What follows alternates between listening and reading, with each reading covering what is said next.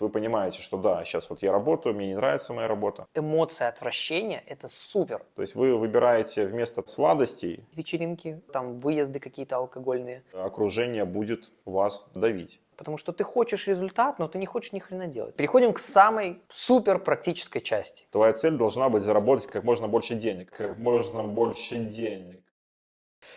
Всем привет! Меня зовут Литвинов Алексей, и я хотел бы сначала представить Алекса, моего друга и предпринимателя, тренера по мнемотехнике, сооснователя портала powermemory.io, человека, который просветительством занимается про то, как вообще можно использовать свою память максимально эффективно. Ну, я также от себя представлю Алексея Литвинова. Он является сооснователем стартапа AMIA. Опыт работы софтвер-инженер более 10 лет. Работал solution-архитектором в EPAM, работал как senior софтвер-инженер в Lyft и учится находиться в дискомфорте, выходить за границы себя для того, чтобы быть эффективным и продуктивным по жизни. Ну, и достигать своей цели быстрее, скорее. Мне Достигать своих дальше целей, вот да. это вообще и ключевая тема нашей сегодняшней беседы. И чтобы было более понятно, можем рассказать зрителям, где мы именно познакомились. Ты помнишь? Мне кажется, это было в тренинговом центре.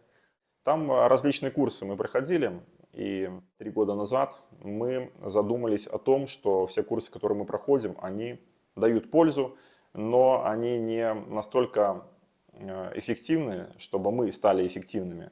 И появилась идея разработать какую-то свою систему продуктивности и эффективности, над которой мы, в принципе, работали где-то около 1,5 лет. Ну да. Ну, чисто для себя, чтобы Да, чисто для оптимизировать себя. это То есть все. идея в чем? Идея в том, чтобы не просто воспользоваться каким-то советом из книги, как быть эффективным, продуктивным, а именно, чтобы это все было системно, потому что много фишек есть, но, как показывает практика, люди эти фишки используют, кто-то 1 неделю, а На временно, да, кто-то время. 1 день и потом сливается.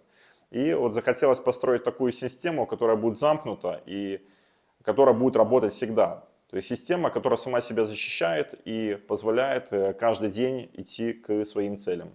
Да, да, абсолютно. И я, кстати, помню, вот почему еще мы начали. Я переехал тогда в Польшу в конце 2019 года, наверное, по работе. И э, я помню, что тогда мне было как-то сложно сфокусироваться и как-то структурировать как-то всю свою работу, заметить, что я делаю, что я не делаю. И вот тогда, в принципе, мы начали над этим первый раз так серьезно общаться каждый день и работать над этой Ну, системой. по сути, если слушать голосовые сообщения в чате, который мы организовали, это уже будет как курс. Да, в каком-то смысле, Да, да. потому что мы проверяли на собственном опыте, через собственную практику вот различные фишки, подходы, моделировали успех других людей. В НЛП есть такое Да. понятие, как в аналитическом программировании, как моделирование. Это когда мы очень критически, конкретно подходим к тому, что человек делает, с целью добиться тех же результатов. Да, ну по сути это наблюдение за другими людьми и понимание того, что делают конкретно они, чтобы это можно было повторить нам и получить тот же результат. В общем, в чем история? Мы долго этим занимались, я помню, потом как-то остановились, я переключился на другие фокусы, когда вернулся в Беларусь, у меня там были другие истории, Алекс занимался сам этим, продолжал это все делать. И вот недавно, пару месяцев назад, даже я бы сказал месяц назад, я стал снова об этом задумываться, об этой теме. В общем, проходя вот это, если проматывать эти пару лет, то в итоге сейчас мы пришли к тому, что можно свести вот эту тему продуктивности именно для себя, опять же, то, что мы делаем, это к чистому времени работы продуктивной. То есть потому что можно сделать, можно запланировать 10 действий, и они будут быстрые, они будут маленькие, они могут быть эффективны или неэффективны. Но если мы будем фокусироваться не на количество действий, а на чистое время, сколько мы их делаем, именно оптимизировать свое чистое время работы, подразумевая, что все это время мы делаем действия эффективно, делаем прорывные действия, которые максимально приближают нас к цели быстро, то, в принципе, на этот показатель, на единственную метрику можно и ориентироваться. То есть Ну, вот это на одна время. из главных метрик. Ну да, одна из главных И метрик. даже я вот встречал такое вот мнение, для некоторых людей это было просто инсайтом, делать акцент именно на количестве чистого времени работы, а не на количестве выполняемых дел. ну, с точки зрения начального комфорта. Понятное дело, что за показателями результативности там, тоже мы следим, но первое, что нужно понять, это насколько вообще вы вовлечены в движение к своим целям, сколько чистого времени в день вы тратите на то, чтобы идти к своим каким-то амбициозным целям. То есть очень важный показатель, который отрезвляет, и для этого мы используем специальную программу, Ну, трекинг, да. да. Никаких, Много никакого разновидностей. спонсорства, да, просто вот как-то опытным путем, а трекер называется, ну, если что, там, наверное, ты где-нибудь добавишь в описании. Да. Вот. Но суть в том, что почему, опять же, мы не фокусируемся на количестве дел. Потому что в процессе делания в течение дня может получиться так, что изначальный план, который планировал сделать, получится после какого-то действия, что он уже нерелевантен, что уже нужно другое что-то делать. Или, допустим, я запланировал, если бы в 5 каких-то задач на день, я их сделал и все. А, допустим, сейчас только час дня, я понимаю, что я бы еще мог сегодня продвинуться безумно к цели, но я же запланировал 5 задач, значит, больше делать не буду. Время в этом плане действительно отрезвляет, потому что мы можем, типа, принять, что все, я работаю, там, не знаю, по 6 часов чистого времени в день, или по 10, например. И, соответственно, сколько я задач сделаю за это время, столько сделаю. Время абсолютно. А вот все остальное внутри уже, Да. относительно. Ну, есть еще такой показатель, в принципе, в экономике. Время, которое тратит работник. Ну, некоторые могут подумать, ну, 6 часов, я на работе, там, 8 часов Что такое 6 трачу. часов? Это же... Да, но дело в том, что мы имеем в виду фактическое время движения. Потому что если взять там какого-нибудь работника, то 8 часов, естественно, ну, кто-то и работает, но в основном все пытаются там Да, уйти на перекур, конечно. вот, и чистое Большая часть время времени это какого-то в немного трате. другое. Да. То есть это именно чистое, непрерывное. Мы с тобой на такое вроде определение Да, сошлись. То, что это непрерывное и честное. непрерывное, максимально эффективное время работы. То Да. есть когда я честен с собой, делаю максимально эффективные действия, непрерывно. Вышел в туалет, остановил. Да. Или Таймер. даже если вы почувствовали, что вы отвлеклись, то можно минус 10 минут списать. То есть я так делаю, бывает там и час списываю, когда я понимаю, что занимаюсь чем-то не тем. Да, или сидел там, залип в YouTube какой-нибудь, такой, бля, что я делаю? Ну, обычно такого не происходит, потому что сразу осознание, что где-то я не там, Ну, где когда, должен да, быть. по таймеру уже работаешь, то уже там Да, то есть выбрасываешь. само вот это вот фоновое понимание, что ведется трекинг, позволяет вам быть в фокусе. Я предлагаю немножко копнуть так глубже, ну, такой небольшой ликбез, минутку, с точки зрения биологии проведу. Я знаю, что у тебя другие на этот счет мнения, я это в курсе, ты это свое расскажешь. Я хотел просто сказать, что то, что наука на данный момент сформулировала и знает, это то, что фокусом человека, по сути, управляют на биологическом уровне гормоны. Three neurochemicals together, acetylcholine, epinephrine, and dopamine, really allow you to get focused. Гормоны, в основном 3 гормона, но я буду говорить про 2, это дофамин и это адреналин. То есть, чтобы удерживать фокус на какой-то области, нам нужно, чтобы у нас в виде нейромедиаторов в мозгу было выделено достаточное количество в нужных пропорциях адреналина и дофамина. Зачем это знать? Затем, что мы можем подумать и поискать, какие активности вызывают выброс дофамина и адреналина, и для этого можно что-то сделать в эти активности, чтобы было проще сфокусироваться на работе. Потому что суть чистого времени работы – это, по сути, то, к чему мы подведем, это чтобы сидеть и работать как можно дольше, при этом не делая что-то лишнее, не теряя эффективность, но делая как можно больше одним заходом. Из таких активностей, например, это то, что вот опять же в начале Алекс перечислял, то, что я делаю, это холодный душ. Я использую это с утра для того, чтобы сесть, сфокусироваться тоже иногда. Это может быть пробежка 20-30 минутная, потому что она вызывает выброс адреналина, а холодный душ и адреналин, и дофамин – это какие-то активности типа прослушивания бинарных битов, 40 Гц частота, то, что есть исследование про то, что их прослушивание перед фокусированной деятельностью вызывает выброс адреналина, и, соответственно, мы можем фокусироваться и удерживать фокус дольше, проще. И вы можете попробовать. На YouTube есть вот эти видео 40 Гц, binaural beats. Очень легко попробовать и вот с ними вместе Ну, работать. по сути, здесь идет последовательная завязка. Ты сделал какое-то действие, вырабатывается дофамин, ты начинаешь делать свое действие, и вот эта вот выработка, она продолжается, когда вы делаете свое действие, и ваше действие, оно становится для вас тоже приятным. вы начинаете потихоньку получать удовольствие от вот этой вот задачи. Ну, как минимум, проще замотивироваться, потому что эти гормоны, они как бы бах, и Да. у тебя в нужные отделы мозга идет все. Ну, адреналин, он везде выделяется, на все отделы, но дофамин вот конкретно на те, которые высшие отделы То есть мозга. это позволяет Да. вам фокусироваться. То есть, в принципе, Да, я с этим да. согласен, просто еще хотел сказать о том, что почему вы не сфокусированы на движении к своим целям, могут быть другие причины. Могут быть причина, там, связанная, может быть, с какими-то бытовыми делами. Вот собаку надо выгулить, и вы не можете найти время свободного для того, чтобы заниматься.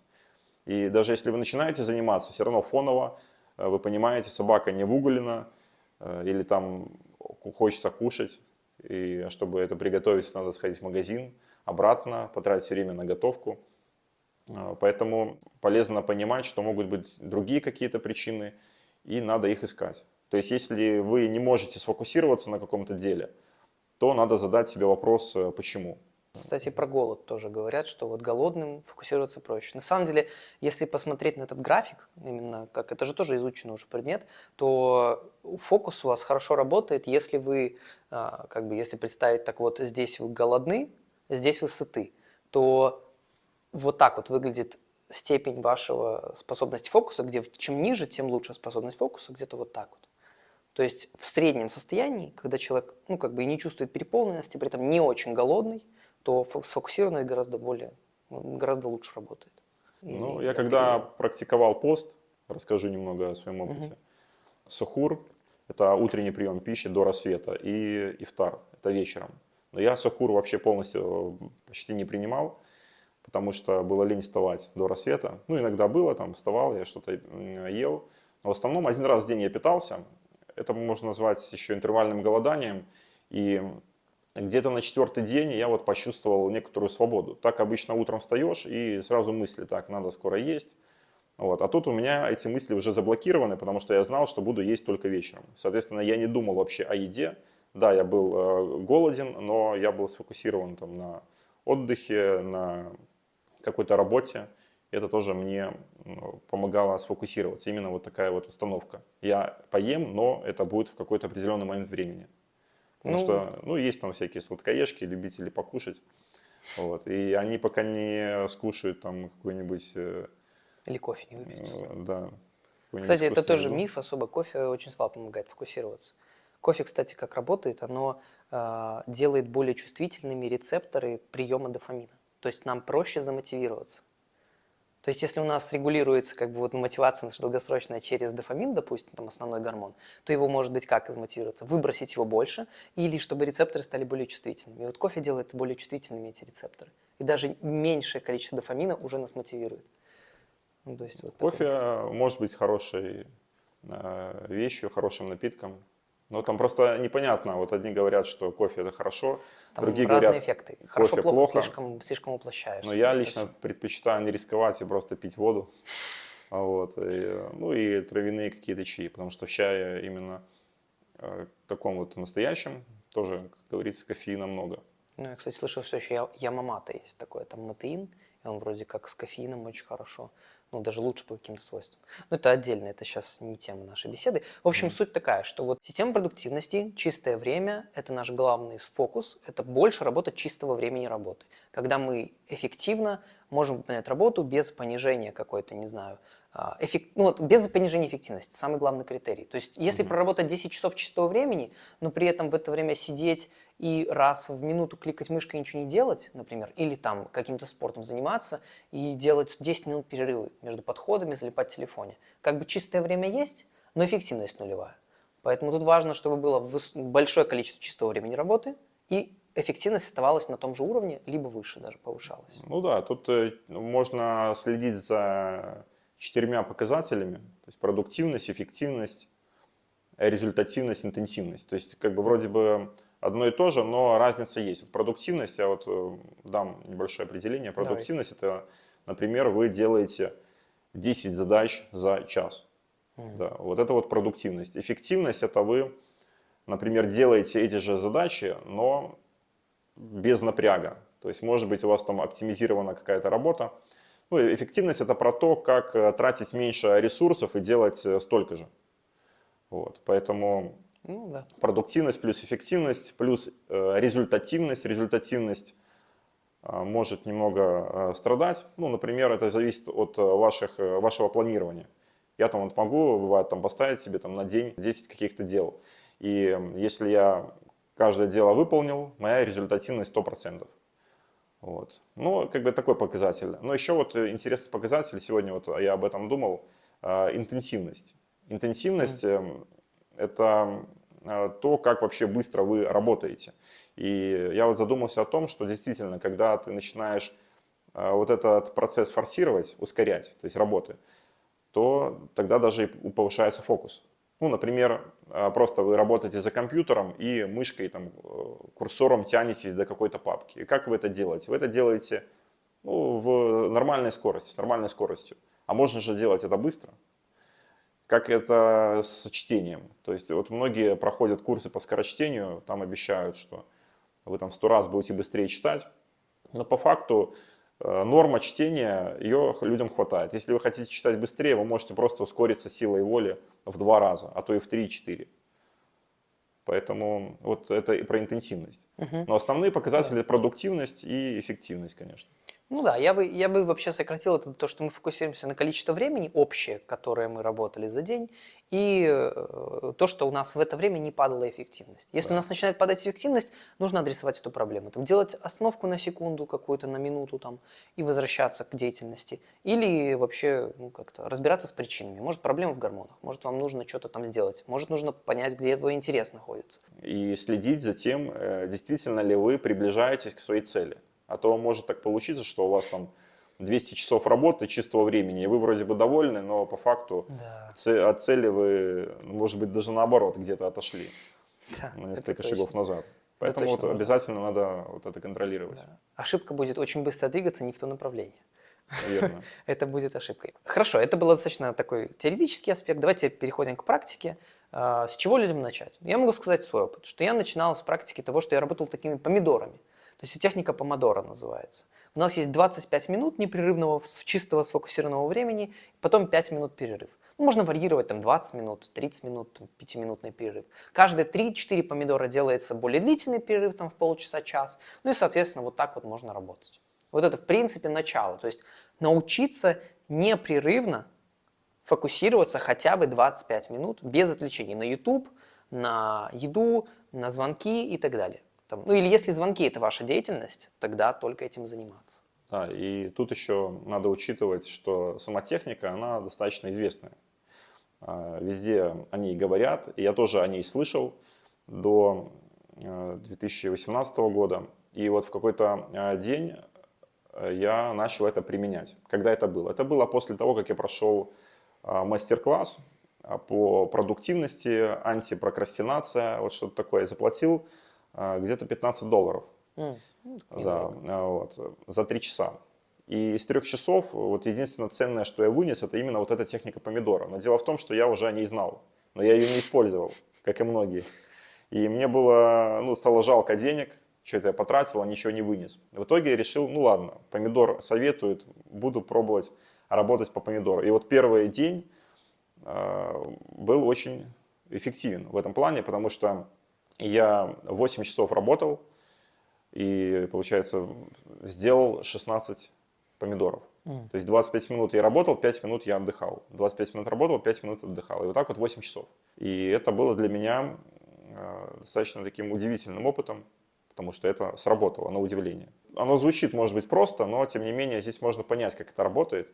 Когда 25 минут вы начинаете чем-то заниматься, чем-то, может быть, сложным, что вам не нравится делать, вы все равно чувствуете, что скоро будет отдых. 25 минут, в принципе, быстро проходит, но когда уже наступает этот отдых, в какой-то момент вы не хотите отдыхать, вы хотите продолжить, потому что возникает инерция. То есть 25 минут вы делаете, потом хорошо. инерция. И вы себя как бы прерываете, и 5 минут вы отдыхаете. И вот этот вот как бы залп, он остается. Да, и потом вы делаете следующий помидор. Тут еще важно вот эти 5 минут не сидеть в соцсетях, чем-то другим заниматься, а просто ничего не делать, смотреть в потолок. Да. В англоязычных исследованиях, литературе это называется deliberate defocus. То есть и такой выборочный расфокус. Я чем-то занимаюсь, например, там посуду складываю в это время. Или там, не знаю, лежу, смотрю в потолок. Но не то, что там скроллю ТикТок или Инстаграм, или лажу там по Ютубу. То есть это нет, это все-таки очень сильно включает всю систему мозга. Но это действительно с того, чего можно начать. Как, скажем так, начальная цель – научиться вот эти непрерывные фокусированные куски времени работать. И структуру для себя наладить. Потому что тут важна структура. Работа, отдых, работа, отдых. Да. Да, и для этого можно использовать приложения. Там, я пробовал и расширение, и переложения. Есть даже физический помидор, такой вот с таймером. Да. Поэтому вот интересно, да, сколько я смогу сделать помидоров. То есть вот такое должно быть у вас в голове. То есть Да. можно относиться к этому как к эксперименту или как к краш-тесту этой техники. В каком-то смысле, да. Но цель – это все равно в наибольшее количество времени за день поработать. Да. То есть максимизировать чистое время работы за день и за неделю, и за месяц, и вообще пока не достигли цели. Получается так. И второе, к чему мы приходим, то есть после помидоров, как бы то, что считается как бы золотым стандартом уже в науке по фокусу, то, что именно исследования проходят современные, это такие ультрадианные циклы, которыми работает наш мозг. Можно их взять за основу для работы по фокусу. То есть они говорят о том, что мозг работает циклами по 90 минут в целом. И, соответственно, мы это можем использовать, вот эти ультрадианные циклы для фокусирования. То есть это значит 90 минут непрерывной работы, после которых идет 10-30 минут вот этого вот расфокуса, такого осознанного, расслабленного расфокуса. То есть это может быть плюс-минус там 90, но вот это как бы такой золотой стандарт, к чему стоит прийти. И это непросто на самом деле. То есть Это 90 после минут. помидоров. Да, это после того, как вы уже растянули свой вот этот контейнер способности фокусироваться, вам уже там помидор, вы там уже за рамки этого помидора выходите, уже 2 помидора можете сделать, то вот следующий ваш ориентир – это ультрадианный цикл 90 минут плюс 10-30 отдыха. Да, потому что я вот уже помидоры давно не использую. Достаточно вот сесть за работу и получается иногда и 4 часа работать без перерыва. Да. Ну, рекорд был 16 часов. Вот. 17. Но это во время монтажа.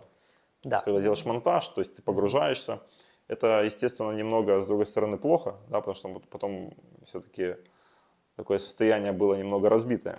Но, тем не менее, ваш организм, ну, организм любого человека способен на длительную работу. Главное, чтобы вот была вовлеченность в процесс. Да. И не терять эффективность Да. самой Просто работы. То есть не то, что там сидеть и пересиживать как овощ. Какая-то деятельность, она, ну, такая вас сразу вовлекает, а есть деятельность, которая требует все-таки какого-то сосредоточения с вашей стороны. Когда вы, например, просто планируете свой день, это тоже деятельность. Кстати, да, вот в чистое время работы мы тоже это вот должны учесть. Когда вы работаете 90 минут, это может быть просто планирование. То есть вот сколько ты планируешь вот в среднем? Наверное, в день минут 20-15 получается. Я вот просто обнаружил, что для многих людей планирование это что-то вот написать на бумажке 5 пунктов и все. Ну и забыть про этот план. Ну или все-таки делать. Но на самом деле планирование это, я бы сказал, один из самых сложных этапов работы. Чтобы не двигаться не туда. Да, и вот многие этого не понимают. То есть это нормально, что вы вот сидите и думаете о том, что делать дальше, и у вас ничего не написано, но прошло 90 минут. Исходя из долгосрочной цели. То есть у меня есть вот цели, подцели, может быть, какие-то, и я к ним иду, и вот я думаю, что мне сегодня нужно сделать наиболее самого лучшего, самого, там, не знаю, продуктивного, самого прорывного, что я должен сделать, чтобы приблизиться к этим целям. Да. Это тоже чистое время работы включается. Вот у меня были различные направления, вот помню по сайту powermemory.io я планировал, то есть писал roadmap 21 час. Время это отслеживал и получилось 21 час чистого времени. Просто тупо планировал, ну и написал там сколько-то действий, которые нужно выполнить, чтобы закрыть одну версию сайта, перейти к разработке следующей версии сайта. Да. Но мы говорим еще и тут важный момент, что есть деятельность, которая проще, которая сложнее. То есть если простая деятельность, например, там, переносить кирпичи из одного места в другое, то тут чистого времени работы может быть и 10 часов, и такой, типа, что это такое? Потом какая-то умственная деятельность уже сложнее. Самое сложное – это то есть когда надо постоянно планировать, и это хаотичная, разнообразная деятельность в разных ролях. Да. Что-то по разработке, что-то позвонить, кому-то поговорить, там, кого-то там нанять, уволить, поехать, договориться, заняться там социальными сетями, там, вообще, то есть и творческое, и конкретное, то есть, ну, но все это в чистом времени. То есть почему мы вот фокусируемся еще раз на времени? Потому что внутри этого времени мы должны быть честны с собой и делать максимальное количество действий. В том числе и планирование, вот еще раз. В том числе и планирование. Потому да. что вот я возьму тоже вот этот твой пример с кирпичами. Почему кирпичи можно перекладывать там и 10 часов, и 12 часов? Потому что понятно, что делать. А когда вы начинаете планировать, как достичь своей цели, вам непонятно, как это сделать. И вы можете там потупить 5 минут и слиться. Ну, 5 минут это уже много, обычно минута. И все, сразу мозг переключается, тянет руку там, к телефону, вы смотрите YouTube. Вот тут, кстати, помогает очень структура. То есть я думаю, на уровне на этапе, например, помидоров я точно 25 минут буду сидеть. Да, вот это вот Потом точно 90 минут я буду то, сидеть. что реально помогает. Да. И ну, ты начал тему про то, что можно и больше. Да, можно и больше. То есть задача просто создавать систему свою на самом деле. Вот то, что мы говорим, там помидоры, ультрадиарный ритм, это все хорошо, но все равно, даже воспользовавшись этими приемами, вы можете легко слиться. Поэтому здесь вот такой инсайт может быть для людей. Инсайт в том, что надо строить свою систему. То есть у тебя система есть, у меня система, они во многом пересекаются, где-то расходятся. Но главное, что ты делаешь действия, ведущие к цели, и я делаю действия, ведущие к цели. Поэтому тут надо думать больше самому. То есть анализировать, понимать, почему вы не делаете сегодня что-то. А если сделали, тоже, кстати, хорошо проанализировать. Почему у вас сегодня был продуктивный день. То есть надо анализировать и позитивный опыт, и негативный. Больше думать, в общем, самому. И это тоже позволит вам даже, может быть, какие-то новые фишки разрабатывать. Потому что вот эти вот помидоры тоже же кто-то придумал. Тоже кто-то до них догадался. Абсолютно. Ну, какой-то человек, который не хотел много работать, судя по всему. Ну, или которому было работать лень. Ну да, и долго работать лень. Там, засиживался, кровь застаивается в малом тазу. В общем, история в том, что 90 минут – это классное, золотое такое сечение, на которое можно ориентироваться. Но за него можно выходить. И вот мой рекорд пока что это... Я на самом деле только, как это сказать, познаю этот мир непрерывного фокуса. И вот мое непрерывное время фокусирования пока было именно производительное, когда я делал не монотонные задачи, когда я там разными абсолютно сферами занимался по стартапу. И это было 3 часа 36 минут. Это вот я просто раз и вышел. То есть непрерывного фокуса работы по разнообразным задачам. Ты говорил, у тебя 4, даже больше было уже. В общем, когда большая вовлеченность, то 4 часа, они по ощущениям как полчаса. То есть вот в этом дело. Когда я вот делал такой марафон с видео, когда монтировал видео, 16 часов пролетели достаточно быстро для меня. Если бы я занимался другими задачами, планированием, то 16 часов, наверное, длились для меня бы как месяц. Да. В общем, зависит от задачи. Но тем не менее, в любом случае, вы можете понимать, что можете больше делать, чем вы думаете. Как пример, вот Илон Маск. Если брать его, вот его смотреть интервью и все остальное, и можно говорить, что он врет, можно говорить, что он заливает, но, ребят, посмотрите, какие у него компании, SpaceX, Tesla, Twitter он купил. Ну, это такие супер крупные бизнесы, и он сам по себе там один из самых богатых людей мира, то есть мультимиллиардер, что, как бы, ну, я бы верил все-таки его словам, чисто по результату. И вот что он говорит и как он действует. My workload went up from about, 70 to 80 hours a week to probably 120. So, yeah, I go to sleep, I wake up, I work, go to sleep, wake up, work, do that 7 days a week. I'll have to do that for a while.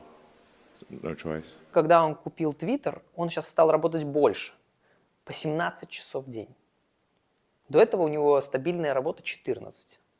Ну, 17 часов в день он сказал, я уже тут ночую в офисе, вот на диване сплю. И все, и так вот работаю. Уже нет времени там даже на то, чтобы уехать куда-то. Но Ну, 14 часов – это его стабильный показатель. Но при этом это, скорее всего, не чистое время Это не работы. чистое, точно. Да. Но я думаю, что очень близко. Там, я думаю, где-то часов 10, наверное, Ну, часов 12. 10 где-то, да, может быть, и 10-12, будет. я думаю. Мы на это и ориентируемся. Да, У нас как такая типа вот, цель вот, выйти на 10 часов чистой работы да, в среднем, то есть на протяжении месяца.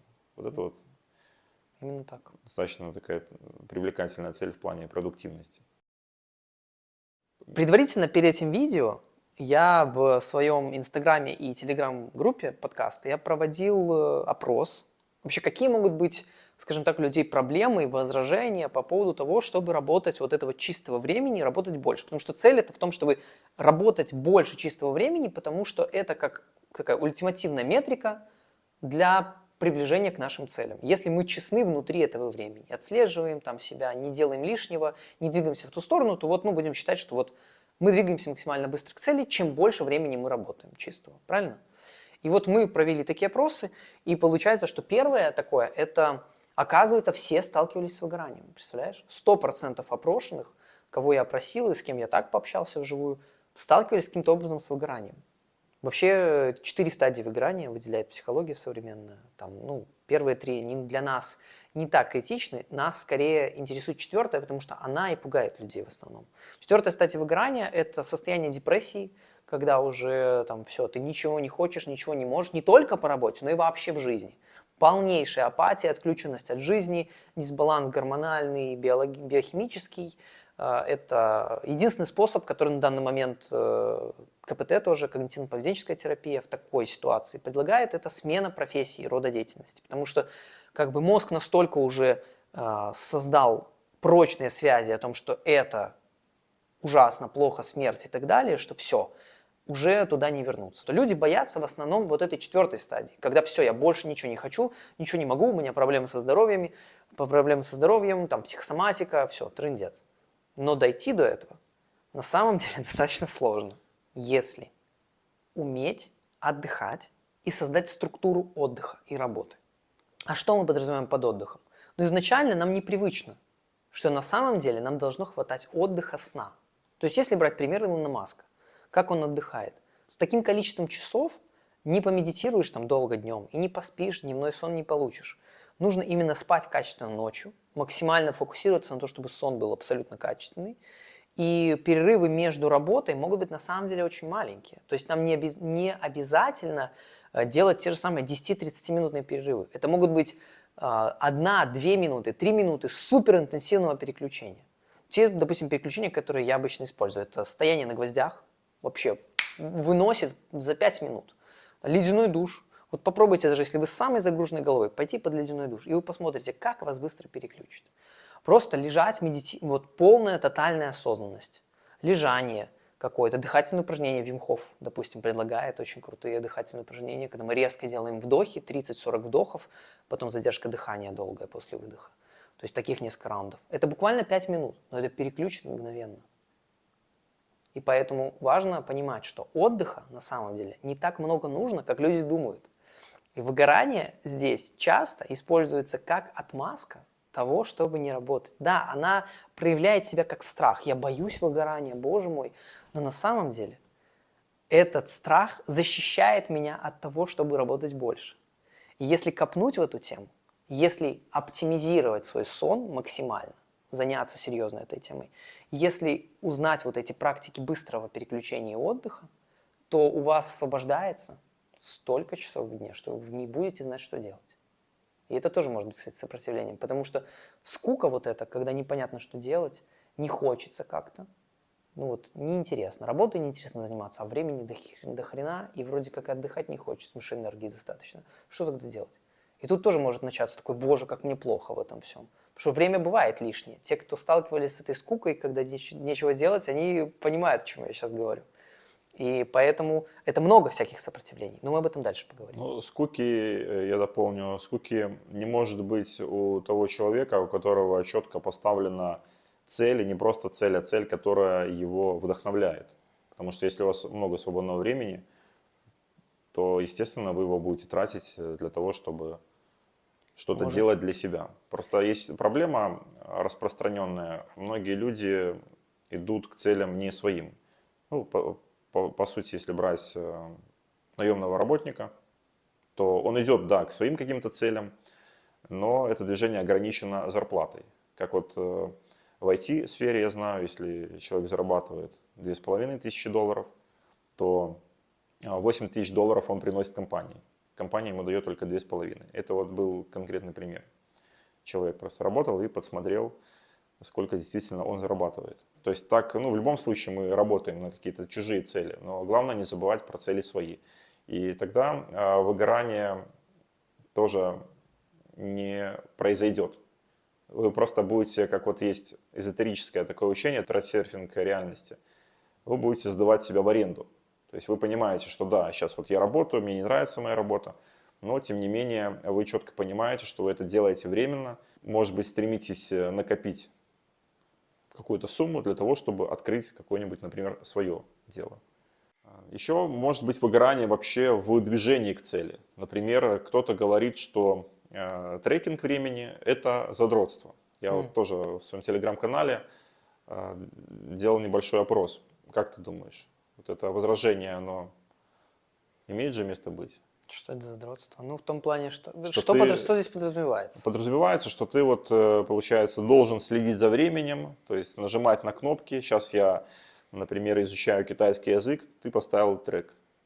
Вот. Ну Потом надо нажать на стоп, ты пошел поел, опять надо включить и следить за временем. То есть люди боятся вот этой вот рутины. Но я могу сказать, что как человек, который вел трекинг своей жизни 24 часа 7 дней в неделю, то есть на протяжении больше года, могу сказать, что вы этого даже не заметите. И наоборот, здесь вот трекинг, он дает неочевидные преимущества. Формируется привычка быть осознанным, вы всегда будете чувствовать, что вы делаете, и когда вы переключаетесь, вы тоже это будете чувствовать. Например, когда я только начал это практиковать, делаю я работу по сайту, час. Потом смотрю, у меня почему-то уже там 15 минут какого-то видео на ютубе просмотрено. Как так? Я же только что работу по сайту делал. Ну вот. И продолжая трекать время, я в какой-то момент стал очень четко понимать, где мой мозг пытается переключиться. И сразу это осознание дает возможность немножко поджать на газ и продолжить дальше в фокусе работать. Показатель чистого времени – это показатель для того, чтобы вы анализировали и понимали, как в бизнесе. То есть в бизнесе очень большая отчетность. Ну, со стороны как бы государства, да, нас там требуют отчеты, но и сам по себе бизнес, любое предприятие, она ведет отчеты для того, чтобы руководитель посмотрел и понял, фирму закрывать, продавать или все-таки еще поработаем. И также вы к себе можете относиться. То есть каждый человек это по сути государство. Или человека можно рассматривать как предприятие. И когда люди говорят, какие отчеты, там, трекать время, это ну, ерунда, то есть я забью, то посмотрите еще раз на бизнес и на государство. То есть на организации серьезные, которые действительно работают и достигают своих целей. И вы пересмотрите вот свое отношение. Ну, также еще, может быть, срабатывает негативный опыт, когда люди уже пробовали что-то такое делать. Да, вот я тоже помню, такой вот был аргумент. Я уже это пробовал, и я слился. Но если вы слились, это не повод не начать заново. То есть вот такая вот привычка как бы глупая тоже есть у людей. У них что-то не получилось, и все. Они об этом думают. Может быть, еще раз попробуют максимум, но потом сольются. Но тут фишка в том, что вы можете пробовать и начинать 100 раз. В любом случае, на всей дистанции вашего пути вы увидите, что там 40% времени у вас будет в трекинге. И вы уже даже вот по этим 40% можете сделать какой-то анализ, сделать для себя какие-то выводы. Ну, знаешь, это действительно тяжело может быть. И я понимаю абсолютно этот аргумент, но он как бы лицемерен, то есть что это задротство. Если у человека есть цели, и он хочет их. Допустим, я хочу там, не знаю, стать миллионером, но вести трекинг – это задротство. Тогда это лицемерно, потому что ты хочешь результат, но ты не хочешь ни хрена делать. Ну извини, это как бы нереальная жизнь, это фантазии, состояние у младенца в утробе, когда ему все поступает через трубку вот эту. И Да, но в реальном мире не так. Это мы уже подходим к возражению «это тяжело». Да, это точно. И это, кстати, тяжело, действительно. То есть, вот чтобы даже дойти от 25 минут фокуса до 90, это будет тяжело. Это будет непросто. И появится вопрос «зачем?». Зачем я это делаю? Зачем? И у вас должен быть четкий ответ. А ответ простой. Чем тяжелее, тем лучше. Потому что чем тяжелее, тем лучше. Потому что чем больше я смогу переварить и переработать этой тяжести, этих страданий, боли, сложности, дискомфорта, присутствия этих неприятных эмоций. Например, стыдно что-то делать, а мне нужно это делать. И мне хочется бросить, но чем больше я научусь в этом присутствовать, тем лучше я в следующий раз буду это проходить. И все равно, если мне придется это сделать для достижения своей цели, допустим, построить бизнес, например, и мне придется там какими-то делами заниматься. Чем больше я это откладываю, тем больше я откладываю итоговую цель. Поэтому если тяжело, это значит хорошо. Это значит, я вышел за границу своего комфорта, и я двигаюсь уже за пределы этого. Я быстрее могу достигнуть своей цели. Некоторые цели вообще невозможно достигнуть без дискомфорта. Потому что можно полагаться на то, что для вас легко дается, на предрасположенности какие-то. А если вам просто тяжело общаться с людьми, ну вам нужно открыть магазин, ну вам очень тяжело, то что? Ну все, не открыть магазин, не делать этого. Господи, ну и что? Ну быть в этом дискомфорте придется. И дискомфорт это хорошо. В любом случае, там потом происходит так, что слово «тяжело» остается, а по факту вам уже не тяжело. То есть вы привыкаете. Вот я, кстати, с этим не согласен. Если ты все время будешь толкать, то есть твоя граница, она все время будет двигаться.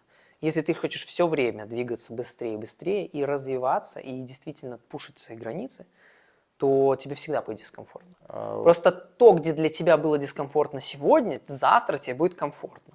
Тоже формируется привычка выходить за границы. Привычка 100%, Да. но будет тяжело. И это точно. Вот я прямо не хочу, чтобы у людей сложилась иллюзия о том, что это будет радостно, легко Ну, и есть еще радуга. у меня вот подход немножко другой. Да, то есть надо понимать, что будет тяжело, но если вы, например, такое понятие, как тяжело, забудете, то вам будет легче. Потому что здесь еще надо учитывать магию слов. Если мы говорим «мне тяжело», да, мне будет тяжело, ну, то, естественно, здесь такое идет внушение дополнительное, которое может являться некоторой Но такой... если это хорошо, если человек понимает, что преградой. чем тяжелее, тем лучше, то круто. Я столкнулся с чем-то, я могу себя преодолеть. И тут формируется, кстати, такая уверенность, которую не внушить со стороны. Когда у тебя есть свое воспоминание и знание о том, что ощущение твой мозг помнит, о том, что ты проходил уже, что ты был в таком дискомфорте и справился, то вот эта уверенность, ее по-другому никак не купишь. Она Да, тебе будет уверенность давать будет столько возрастать, да. уверенности. То есть да, оно друг на друга будет. То есть я сегодня справился, и завтра, и вот в этом, и в спорте справился, и в том, и в том. И потом, чем больше этот запас, этот мешок за спиной, чем больше этих вот реальных того, чем я горжусь, где мне было дискомфортно, но я смог, тем проще мне будет осмелиться на то, чтобы даже попробовать что-то. В любом случае, тяжело, это значит, что вы тратите энергию. Если взять там пример с поднятием штанги, то в какой-то момент человек будет поднимать там 100 килограмм, Да. там 150. И ему тяжело, но для него это нормально. Да. Потом для него становится нормой там 155 килограмм.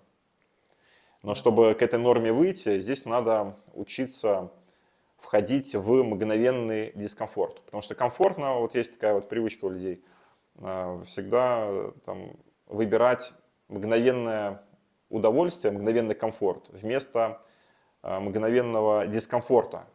Хотя мгновенный дискомфорт, он может принести долговременное удовольствие. По-любому. Ну, получается, вы там не занимаетесь на 100 килограммах, потому что это уже для вас норма, вы берете 110, вам некомфортно, но вы это делаете, потому что знаете, что в долгосрочной перспективе это принесет результат.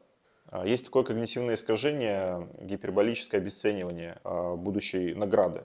Вот был эксперимент, людям предлагали $500, сейчас прямо мы вам дарим, или дарим через год 1000. И большинство людей выбирали именно $500 сейчас. Ну, возможно, это объясняется с точки зрения каких-то первобытных программ, когда наш предок видел худую какую-нибудь там лань, худого мамонта, он его убивал, потому что было рискованно ожидать мамонта покрупнее, потому что можно умереть. И вот это надо учитывать, при этом, еще раз, вот учиться входить в мгновенный дискомфорт, потому что, как правило, да, это выход за границы, и это то, что приносит вам долгосрочное удовлетворение. С другой стороны, мгновенный комфорт, то есть просто сегодня забить на работу свою, на движение к своим целям, и получить, да, мгновенный комфорт, мгновенное удовольствие. Но тогда надо осознать, если вы получаете мгновенное удовольствие, не делая что-то, вы получаете долгосрочное страдание. Завтра вы там пойдете на работу, у вас будут мысли крутиться: блин, почему я вчера ничего не сделал вечером? И это того не стоит. Поэтому, если так вот вы проанализируете, обдумаете все, то точно будет реальным выходом и таким инсайтом научиться входить в мгновенный дискомфорт. И это в какой-то момент... оставаться в нем. Да, и оставаться Потому что это может быть в нем, долго. Да. И потом он уже будет просто нормой для вас. Потому что вот увеличение чистого времени работы каждый день, вот то, с чем я сталкиваюсь, я беру просто и, ну, его вообще в целом увеличиваю там по неделям, я дальше буду об этом рассказывать более подробно, но суть в том, что вот этого роста невозможно без пребывания в дискомфорте. То есть вот просто, ну, для меня в моей картине мира невозможно. Потому что я привык к тому, что я работаю там столько-то. И потом, когда я пытаюсь увеличить это время, то я такой: ой, зачем, ой, не надо, ой, это же неприятно. И появляется миллион различных причин и сопротивлений, чтобы это не делать. Ну вот, нужно вспоминать этот момент. Потому что дискомфорт – это нормально, тяжело – это хорошо, потому что я хочу достичь своих целей. Можно и так, но я бы еще добавил геймификацию процесса движения к цели. Вот такое слово модное. Недавно оно стало модное, там, с 2012 года. Расскажи. Когда люди играют в игры, Counter-Strike или там какие-нибудь стратегии, они могут с 9 утра там, до 9 вечера это делать. При этом какой они испытывают дискомфорт. Можно это назвать дискомфортом, что они там долго сидят, но они бы так свое состояние вряд ли оценили. То есть им интересно прокачивать своего персонажа. И идея геймификации – это перенесение вот этих игровых механик на реальную жизнь, на реальные бизнес-процессы.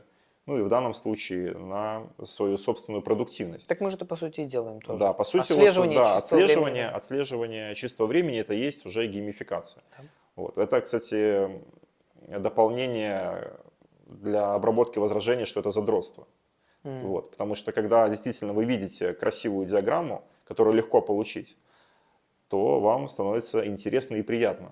Даже вот возникает такое соперничество. Да, вот помню, там Леша сделал там 8 часов, да, то есть я сделал 7 часов, и уже как-то думаю, не, завтра я сделаю больше. Да. Да. Да, кстати, вот еще хороший такой прием – это с кем-то организоваться. Конкуренция. Да. Конкуренция, но вот именно в плане вашей продуктивности. Да, классно. Еще в ответах был такой момент про дисбаланс. Люди боятся, что типа вот как-то я не смогу, дисбаланс жизни какой-то, я не смогу уделять время там партнеру своему, там, я не смогу уделять время друзьям, я там не, ну короче как-то разбалансируется все и все развалится. Есть такое, и действительно вот это возражение самое, я бы сказал, мощное. Потому что если двигаться к своим целям, возникает очень много препятствий в плане, опять же, там жена может сказать: а что это ты сегодня мне меньше внимания уделяешь? А вы просто запланировали утром позаниматься каким-нибудь иностранным языком час. Но этот час обычно вы проводили с женой. И Лежа здесь в постели, просто смотря в потолок. И здесь жена уже начинает предъявлять претензии. Поэтому, когда человек ставит цель, то есть я считаю, что очень важно продумать, чем он будет жертвовать, то есть в прямом смысле. Потому что это жертва. То есть вы выбираете вместо, там, например, сладостей, если следите за своей фигурой, хотите похудеть, вы выбираете вместо сладостей не есть сладости, а это жертва. Вы же мгновенное удовольствие, сладость-то вкусная. Или вот бывает, кто-то записался в тренажерный зал, решил: все, я буду ходить в тренажерный зал. Но по факту он не учитывает то, что после работы ему надо полчаса собираться в тренажерный зал, надо забирать детей из школы. Да, надо ехать, То есть как-то, да, с детьми разруливать ситуацию, надо ехать туда, плюс там еще час заниматься, заплатить деньги за абонемент, плюс также окружение, там с друзьями вы раньше время вечером проводили, сейчас меньше проводите, потому что в тренажерный зал ходите. И вот эти жертвы надо, во-первых, осознать, а во-вторых, понять, готовы ли вы к ним. Ну и, соответственно, когда вы осознаете, уже готовность можно настроить, сказать себе, я готов к тому, чтобы вот лишний, там, скажем, час времени в день тратить на свое здоровье, на спорт. В дополнение скажу еще про эффект краба. Самая такая вот главная жертва, да, обобщенная, это то, что окружение будет вас давить. Потому что они привыкли видеть вас одним, воспринимать вас каким-то вот определенным человеком. А если вы начинаете меняться, то, соответственно, уже их мозги должны перестраиваться. То есть их нейронные связи должны начинать переплетаться как-то иначе. А это энергозатратный процесс. Это то же самое, что там, выучить 100 иероглифов. Вот когда ваш там, друг пошел в тренажерный зал, до этого он не ходил. Это то же самое, что ваш друг заставляет вас учить 100 иероглифов. Естественно, вы скажете, нафиг мне эти иероглифы, да? Давай-ка ты в тренажерный зал ходить не будешь. То есть, ну, естественно, вы так прямо не скажете, но легко можно человека сглазить. Не в плане там эзотерики, а как-то сказать, там, посмеяться. И вот этот человек услышит, поймет, и потом, там, как обычно бывает, абонемент на месяц, но ходил один день. Да, но это, кстати, неизбежно. И вот здесь, мне кажется, очень крутой пример. Я сейчас вспомнил пример алкоголиков. То, что когда человек перестает пить, то на самом деле за это время, пока он пил, и весь его отдых был завязан на тех людях, с которыми он пьет. Как только он перестает пить, то ему уже не так интересны эти вечеринки, эти бухаловы, там, выезды какие-то алкогольные, эти рыбалки, потому что рыбалка ему была, например, неинтересна, ему было интересно пить там эту холодную водку и доставать из реки и закидывать. А тут это все меняется, и получается, чтобы человек перестал пить, ему придется поменять окружение. Да, есть просто такая данность жизни, называется одиночество. То есть мы вот даже сейчас сидим вдвоем, но по факту каждый человек, он одинок. То есть он с кем-то, может быть, да, объединяется, но чисто физиологически, мы же как бы не сиамские близнецы, правильно? Мне, кстати, здесь нравится то, что Погодин говорил, то, что с точки зрения этой экзистенциальной психологии, да, это один из 4 вот этих вот страхов, это страх одиночества базовый, но по факту нет, мы не приходим в мир одни, мы с матерью, потом мы все время с кем-то, потом мы Это так, я говорю с другого немножко ракурса, что вот чисто физиологически вы всегда одиноки. Но взаимодействие с другим человеком, да, возникает и организация. И вы не одиноки. Но здесь важно принимать одиночество и его не бояться. Это я вот говорю тем людям, кто, например, отказался от алкоголя. Потому что часто люди отказываются от алкоголя, а потом опять видят, что с ними уже никто не общается. Однозначно. Вот, поэтому люди появятся, тут надо, да, люди появятся, но чтобы они появились, тут ждать не нужно, нужно прокачивать свои коммуникативные способности, записаться, например, на там, курсы по ораторскому искусству. Даже уже на этих курсах, вот как мы с Алексеем познакомились. После клуба алкоголиков. Страх вот одиночества, то, что я буду достигать, и я буду один в этом. Да, есть такое. Окружение будет меняться медленно. И это, кстати, один из тех дискомфортов. Это тоже, почему будет тяжело увеличивать время чистой работы. Потому что в это время, как ты сказал про жертву, мы не будем общаться с другими людьми и так. Есть еще одно возражение, которое писали, это, кстати, очень логичное, некуда впихивать. Там, не знаю, работа, потом дети, с утра их надо, кстати, завести, потом на работу, потом дети, потом жена, потом какие-то домашние дела, потом еще что-то там по машине сломалось, и все. И у человека нет времени. Вот как поступить, если у тебя такое сформировалось когнитивное искажение? Надо понять, что жить осталось недолго. Да, если так вот подумать, 8 часов мы спим, 16 часов бодрствуем. Стандартно вот это вот осознание. Но оно осознаваться должно не просто вот так вот на цифрах, 8, 8, 8, 3 восьмерки, а осознаваться вот в полной мере. И поэтому, если действительно вы имеете наглость мечтать о чем-то большем, то имейте наглость поменять жизнь. То есть надо вот кардинально менять жизнь, если вы реально хотите достигать целей. Как это без сделать? этого У меня нет не получится. времени, просто нет. Вот как раз таки отслеживание чистого времени, то есть мы говорили о чистое время работы. Да, Но только время работы Я трекали. изначально вел такой эксперимент, отслеживал абсолютно все. М. То есть начиная Как ты это делал? начиная от сна, естественно, и заканчивая там даже душем и туалетом. Ты в Я отслеживал. приложении Да, создал... в приложении я просто создал вот все задачи. Даже вот это вот полезное такое упражнение, выписать все дела, которые вы можете делать за день. Хм. То есть я на это потратил около 2 часов.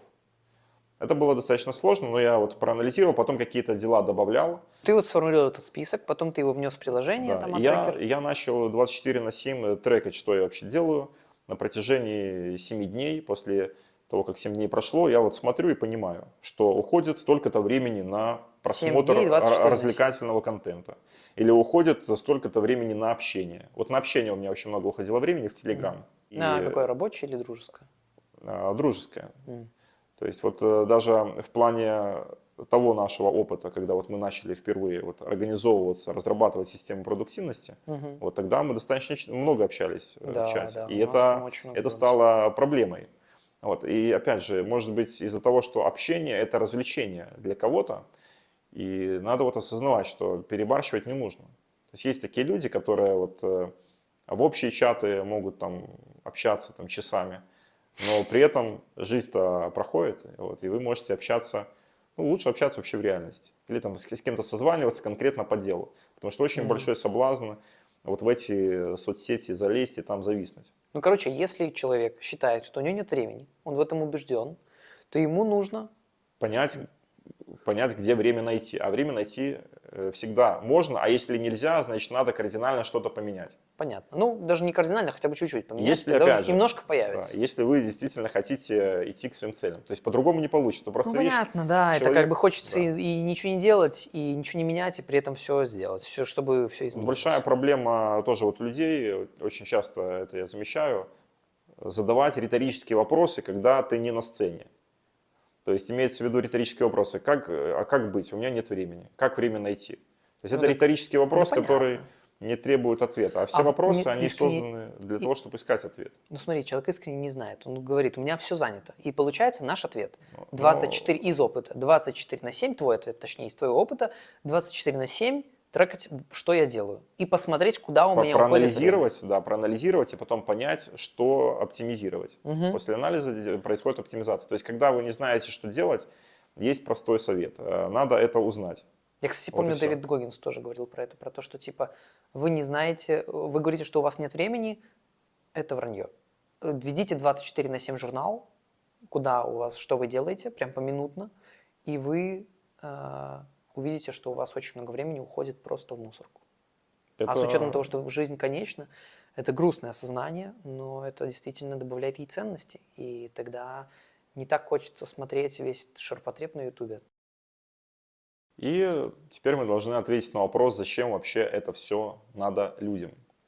Зачем трекать время, увеличивать его, зачем достигать Да. своих целей? Ну, конечно, чтобы лучше жить, чтобы лучше условия были. Там, например, если это работа, то работа там, где интереснее проект, больше зарплата. Ну или просто какая-то миссия, цель, которая соответствует вашим желаниям. Например, вы хотите к какому-то стартапу, например, присоединиться, и вот ну, вы чувствуете, что это то, что меняет мир, вам это интересно, вам интересно получить какой-то опыт. Потому что я, допустим, помню, я когда был в ЕПАМе, я работал с таким очень крутым архитектором Ромой Новиком. И, наверное, это всех, кого я вообще знаю и слышал о ком, это самый крутой архитектор. И я помню, что я вот реально хотел как можно больше просто быть рядом с ним и на одних и тех же проектах быть. То есть на нескольких проектах у меня удалось побыть, вот так косвенно и напрямую. И вот я понимаю то, что я очень много ценностей в этом получил, просто безумно много ценностей. То есть отвечаешь на вопрос, зачем это ты делал, для того, чтобы получать ценность. Ну да. Работать, зарабатывать деньги. Да. И получается, что зачем нам увеличивать, например, наше время? Затем, чтобы сделать больше, быстрее добиться своих целей, получить то, что мы на самом деле хотим. Ну Изменить свою жизнь каким-то образом. или можно еще сказать, увеличивать наше время, чтобы не увеличивать чужое за счет нашего. Как-то так. И еще здесь вот такая хорошая есть тема, называется, я ее придумал и назвал «Магазин целей». Потому что многие люди, они не знают вообще, какую цель ставить. И есть еще вот с одной стороны тоже там в психологии это развито идея, что надо следить за тем, какие у тебя цели. Это твои цели или навязанные. То есть я вот... Эти карты желаний одинаковые все, ну, да? я- Типа яхта, машина, да, дом, все, но кофе, здесь, паст. здесь Бред я... полнейший. Ну смотри, то есть я как рассуждаю. Вот яхта, если она была бы у тебя, было бы неплохо. Я не знаю, но это точно Но в любом навязанное случае, клише. смотри, вот в чем идея? Идея в том, чтобы воспринимать навязанное клише, навязанные цели как что-то нормальное. Потому что, видишь, когда тебе говорят цель навязанная, то это как будто бы что-то плохое.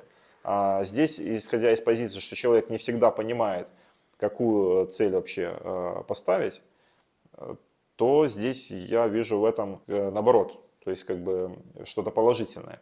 То есть, другими словами, магазин целей, и вот как вот я это представляю, это человек вот пишет, у меня такая есть цель, у другого человека другая есть цель. Например, если вы не знаете, какие могут быть цели поставлены в ремонте, например, просто банально там розетки, чтобы удобно были расставлены, если вот этой цели у вас нету, то есть вы нигде не подсмотрели эту цель, то вы об этом и не будете думать. У вас не будет такой цели сделать свой дом более, например, удобным.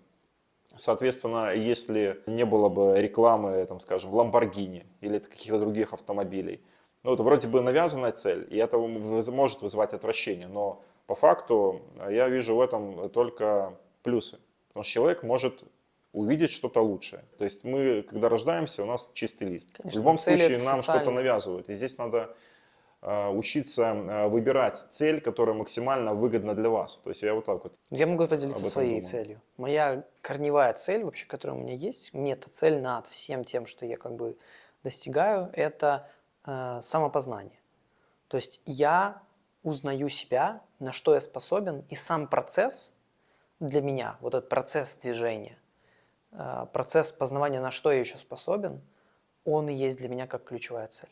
И как внешние вещи я вижу то, что это денежное, допустим, какое-то состояние, это способность создать и результат в виде созданных компаний каких-то. Это какое-то тело построенное, то есть когда я этим много-много Ну, а занимаюсь. все скажут, например, что деньги это не цель. То есть такие вот Деньги – это цель. срабатывают Деньги – это цель. триггеры. Почему нет? Потому что, знаете, можно... Деньги – это возможности, как я вижу. То есть можно хотеть конкретную машину, конкретный дом, но когда ты получишь эту машину, конкретный дом получишь, то тебе захочется что-то другое. Если у тебя есть деньги, то ты имеешь возможность выбирать момент. Хочу ли я все еще эту машину или не хочу? Хочу ли я вот после этого дома что-то другое? Да. Ну, Или не хочу? Я тоже согласен, что деньги это цель. Хотя еще раз, вот я неспроста этот вопрос поднял. А многие люди автоматически отвечают, деньги это не цель, потому что так сказали. Но надо же понимать, что если у вас есть деньги, действительно, вы можете там перечислять весь список своих каких-то хотелок, дома, коттеджи, яхты и так далее. Но это можно одним словом сказать. Цель – деньги. Вот. И Услуги, просто вот эти вот путешествия. книжки о успешности, я вот вижу, что они такой вот небольшой блок ставят. Потому что как только людям говоришь, твоя цель должна быть заработать как можно больше денег, они сразу вот эту идею как бы отбрасывают как навязанную. Вот. Или там говоришь, вот автомобиль, там какой-нибудь Bentley или там Rolls-Royce. Тоже человек говорит, это навязанные цели. Вот. Я вижу Все здесь вот, навязанные цели, да. абсолютно все. Поэтому я вот предлагаю навязанные цели воспринимать как норма, просто говорить про цели и выбирать самую выгодную. То есть, если вы там выбираете автомобиль, вам важно, чтобы вам навязывали цель купить Rolls-Royce, вам важно, чтобы вам навязывали цель купить Lamborghini.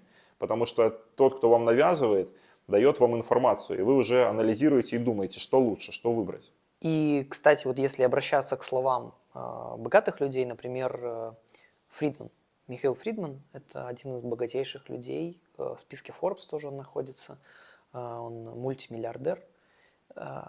И он говорил о том, что деньги для него – это как фишки в монополии. И это отсылка к тому, что ты говорил про геймификацию. Он говорит, что для меня успешность в бизнесе – это количество денег, которые я заработал. Отличный пример. Прекрасно, мне кажется. И это действительно создает интерес. Да. Такой, типа. Интерес, удовольствие. Вот кратко можно ответить, зачем все это? Для того, чтобы получать удовольствие. Да. То есть разные есть там философские течения, но все равно все сводится к Потому что деньги – это эпикуризму, ценность. гедонизму. Когда ты получаешь деньги от людей, по сути, это эквивалент ценности. Физический эквивалент ценности. И чем больше ты создал ценности, тем больше ты получишь денег. Все просто. Итак, секция ответов на вопросы. Поехали. Значит, первое. Это пишут о том, что возникает отвращение к делу, иногда перед ним, почти всегда после неудач или трудных периодов. Ну, например, если человек, там, скажем, моет общественные там, туалеты, и у него отвращение, вот в этом смысле, то в этом, ну, как бы никак не бороться, менять работу. Но в любом случае надо осознать причину, потому Да, что причину по-любому нужно осознать. мозг может очень легко обобщать. Да. У вас отвращение может вызывать начальник, вот, и это все сказывается как бы на общей работе. Вам кажется, что вам работа уже это надоело, но по факту вам надоел только начальник. Если да, то даже вот это вот самопонимание, оно уже по идее отвращение должно выключить. Может или уменьшить его чуть-чуть. Или уменьшить, да. А если оно все еще остается, отлично.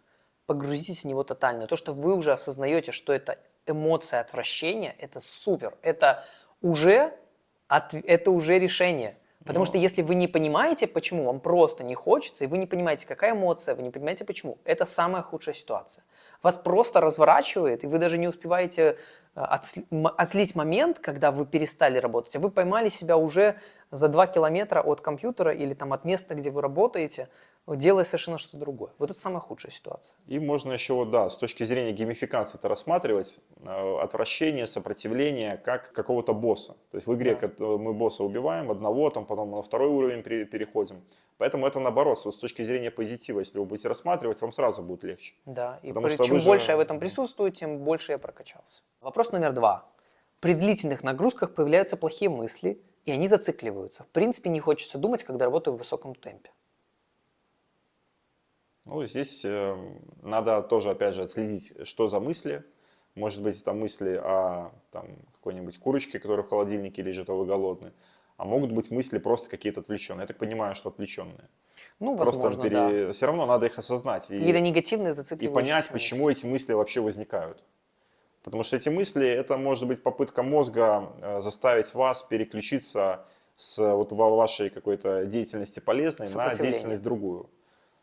Или еще есть вариант канцелярская резинка. Универсальный инструмент, подсмотрел на форуме психологов, надеваешь на кисть руки и оттягиваешь эту резинку, как только тебе возникает негативная мысль.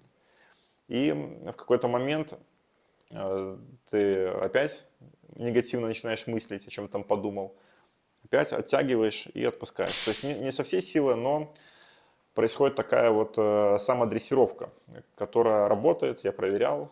Можно проверить Такая поведенческая психология, да? да, в плане там даже ораторского искусства. На каждое слово паразит, оттягивать резинку и отпускать. Интересно. Если так делать 1-2 дня, то любое слово паразит, вот, которыми мы пользовались, у нас бы вот эти слова паразиты вообще бы исчезли из речи. Ну, Это кстати, проверено. да, мой ответ будет такой, что практики осознанности. Когда мысли зацикливаются, то нужно решать этот вопрос не на уровне мыслей, а на уровне присутствия здесь сейчас или на уровне эмоций. Соответственно, когда происходит зацикливание мыслей, то же самое у человека происходит во время панических атак. Почему вот это вот раскручивается все, вот эти навязчивые мысли, это мании преследования всякие, вот эта вся история. Тогда работает только один способ – это осознанность. Это выйти здесь сейчас. Если через медитацию не получается, то всякие практики осознанности. Я думаю, что я сделаю в Инстаграме на это видео или на Ютубе сделаю. Расскажу про какие-то вот эти практики осознанности, типа гвоздистояния, там, дыхание и так далее, которые могут быстро заставить нас выйти здесь сейчас. Я уверяю вас, что эти зацикленные мысли прекратятся, и вы сможете спокойно вернуться к работе. Третий вопрос. Как отслеживать свой прогресс? Мне кажется, мы уже ответили на него. То есть через Атрекер или любое другое Но приложение. не только. Получается, Атрекер это то, что будет помогать вам отслеживать чистое время работы.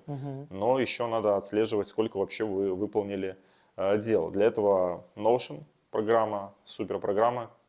рекомендую Ну да. всем. Да. Да, Ну, Леша точно, тоже это согласен. абсолютно чемпион среди всех таких. Да, супер программа, но чтобы в ней разобраться, нужно где-то час-полтора немножко помучиться. Или там To Do Microsoft Но на дискомфорт это крайний хорошо, случай. поэтому разберитесь, и тогда Да. вам будет открыт новый мир. И там будет видно, что, сколько вы сделали конкретно. То есть, а трекер это именно чистое время работы, а в Notion там у вас будут написаны конкретные дела, которые вы выполнили. Там по фильтрам можно легко скрыть выполненные дела, потом опять посмотреть. Вот недавно смотрел задачник Артема, программиста, powermemory.io. У него было выполнено более 500 задач за, получается, сколько? За где-то 3 года разработки. 500 Неплохо. задач. Но это еще без учета того, что в одной задаче еще могут быть там по 5-10 задач. Подытожим. Все-таки переходим к самой супер практической части. Как всего этого добиться, то есть этих целей, про которые мы говорили, то есть чтобы получить там лучшую зарплату, там, ну, короче, своих целей, как добиться через увеличение времени.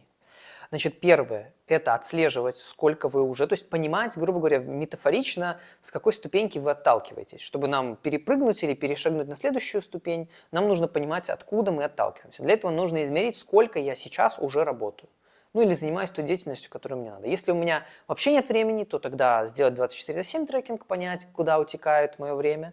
Если понятно, плюс-минус, у меня там есть какое-то время на работу, то я там и хочу увеличить это время по бизнесу, например, заниматься бизнесом или стартапом, кроме своей основной работы, то я тогда начинаю это трекать время, замерять там через таймер, через затрекер и так далее. Понимаю, сколько я уже работаю. Отслеживаю, что это следующее. При увеличении времени, что если я буду пробовать увеличивать это время, что не теряется, ну, продуктивность остается на том же уровне и эффективность не падает. И третье, получается, это пробовать увеличивать это время. То есть увеличивать время можно по полчаса. То есть, допустим, я понял, что сейчас я в день работаю, например, по 2,5 часа. 2 часа 30 минут чистого времени я уделяю на ту деятельность, которую я хочу увеличить. Например, там, стартапом занимаюсь там, час в день, кроме своей основной работы. Я понимаю, что это мало, мне хочется больше. Я говорю себе, например, я на этой неделе я хочу это время увеличить, например, на полчаса или на час. То есть я буду целую неделю, каждый день, в среднем работать на час чистого времени больше по стартапу. Отслеживая, что у меня не теряется эффективность, и остается продуктивность на том же уровне за единицу времени, которую я уделяю чистого. И нужно понимать, что плюс час к чистому времени потребует от вас изменения жизни, изменения вашего образа жизни. Потому что вы сейчас этот час уже чем-то занимаетесь. Ну, это нужно осознать, что у нас у всех 24 часа, и мы уже как-то их занимаем. Да. То есть даже если я максимально эффективен, я все равно чем-то занят. Осознать жертву и принять ее. Да, принять, что это будет дискомфортно. Увеличивать время, не заниматься чем-то. Может быть, я этот час в день сидел, залипал в ТикТоке. Ну, конечно, это будет не так прикольно. Особенно первое время. Это будет вообще жесть. Поэтому нужно это принять. Но вы начнете получать удовольствие. То есть все стремится к тому, чтобы действия, ведущие вас к цели, приносили столько же удовольствия, сколько приносит удовольствие от просмотра ТикТока, социальных сетей, общения в этих социальных сетях. В итоге, да, это будет даже больше удовольствия. Да, это даже будет больше удовольствия. 100%. Я сейчас это вот понимаю. Ну, даже потому, что многие же в игры компьютерные играли. Вот Конечно. какое удовольствие, когда вы прокачали своего персонажа.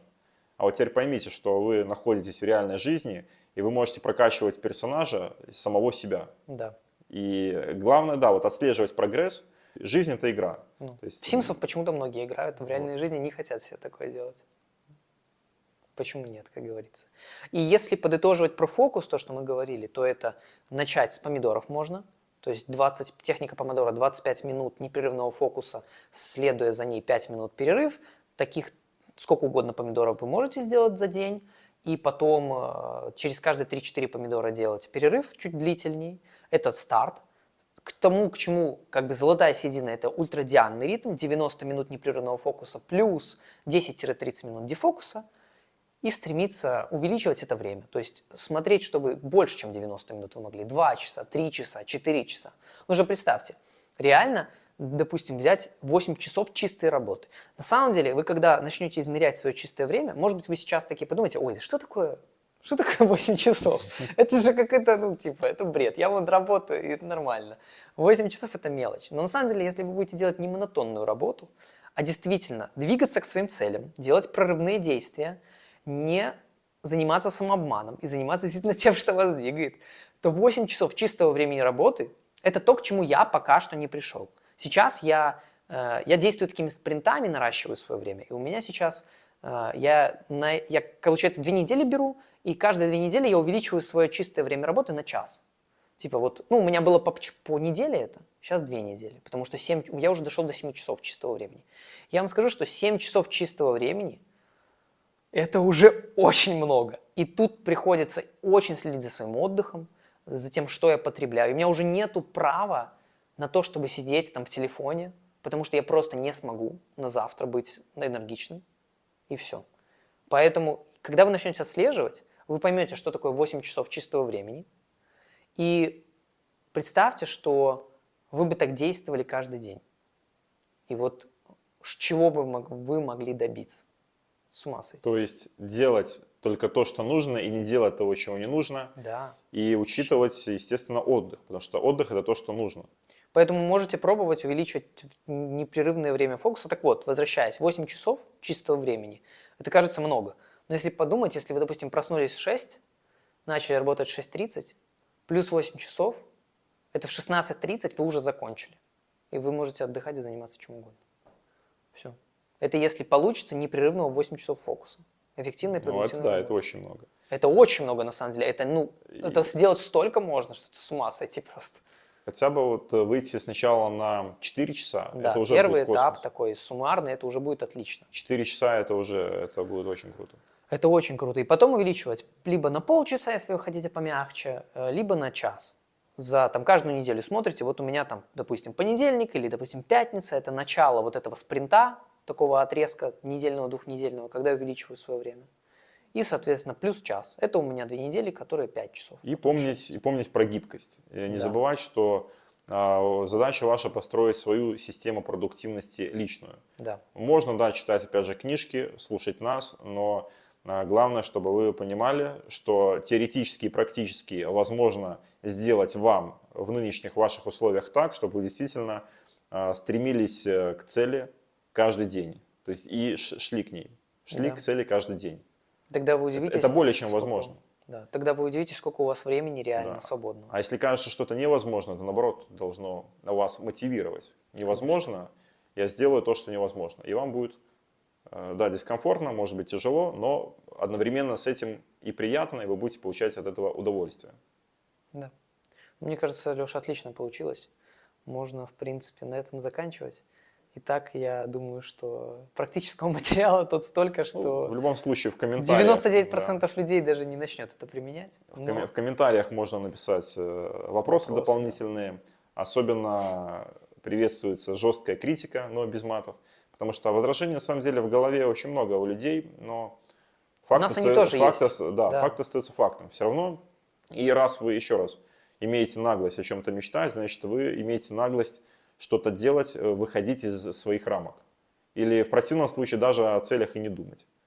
Вот. Ну да, То есть Я думаю, выбор как бы за каждым остается. конечно. Ваши Вот. ответы и комментарии нам тоже очень помогут, потому что эти возражения есть у нас в головах, и мы с ними разбираемся. Опять же, как я говорил, все это мы для себя делали и делаем. В первую очередь, чтобы самим делать больше. И во вторую очередь уже делиться тем, что получается и чем не получается. Делиться своими ошибками и опытом с вами. Всем спасибо за просмотр и до скорых встреч. Все. Спасибо, Леша. Пока. Всем спасибо. Пока.